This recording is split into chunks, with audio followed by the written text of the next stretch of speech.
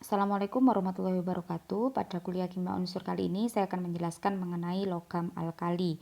Yang akan kita bahas yang pertama adalah introduction, kemudian di manakah kita bisa menemukan ya unsur golongan alkali dan kelimpahannya bagaimana, cara memperolehnya bagaimana, kemudian kegunaan dari logam alkali itu seperti apa, kemudian struktur elektroniknya bagaimana, kemudian ukuran atom dan ionnya seperti apa, densitasnya, energi ionisasinya seperti apa, dan yang terakhir elektronegativitas dan juga jenis ikatan yang terjadi itu seperti apa.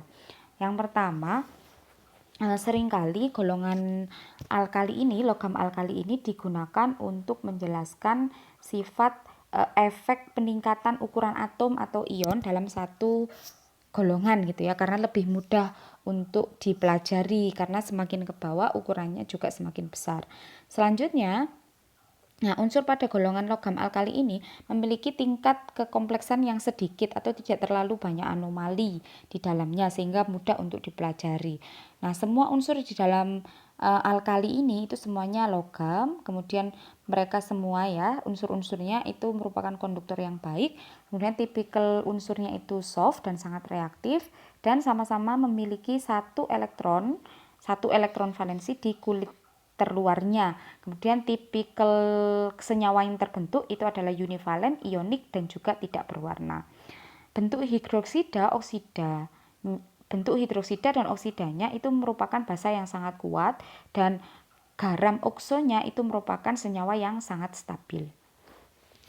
Oke, meskipun secara kimia ya, unsur pada golongan alkali ini kesamaannya itu dekat begitu ya. Namun unsur-unsur ini tidak ditemukan dalam satu tempat ya. Raw materialnya biasanya berbeda.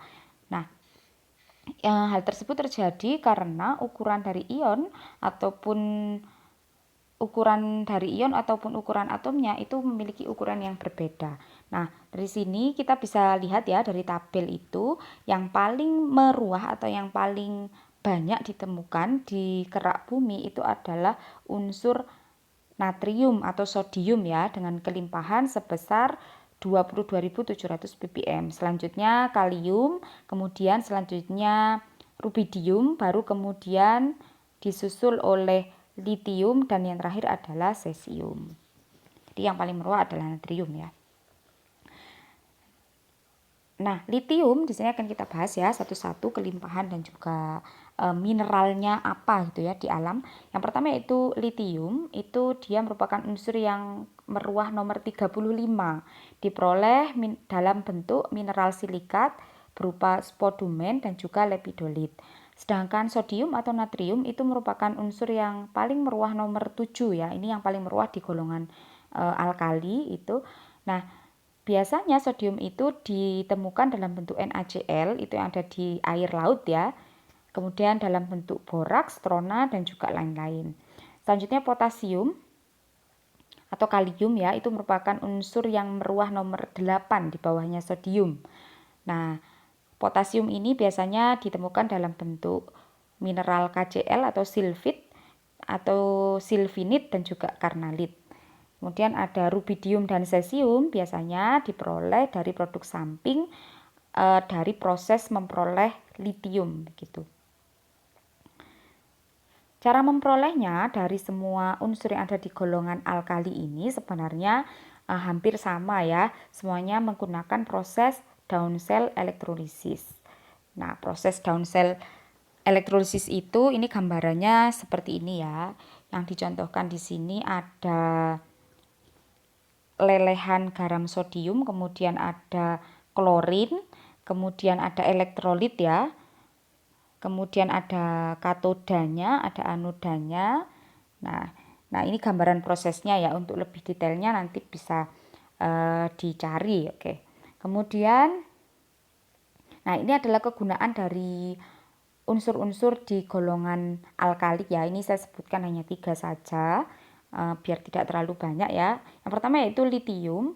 Nah, litium ini yang paling banyak digunakan mungkin yang sudah tahu ya sebagai baterai ya. Biasanya baterai dari elektronik, bisa handphone, bisa laptop atau yang lain.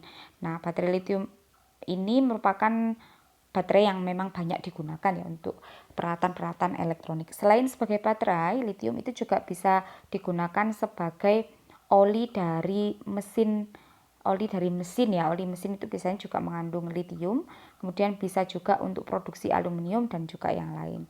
Nah, untuk natrium atau sodium ini biasanya digunakan dalam pembuatan beberapa senyawa organik maupun anorganik, kemudian digunakan juga untuk pembuatan kertas, kemudian pembuatan alumina, sabun, kemudian kain, dan juga kegunaan-kegunaan yang lain.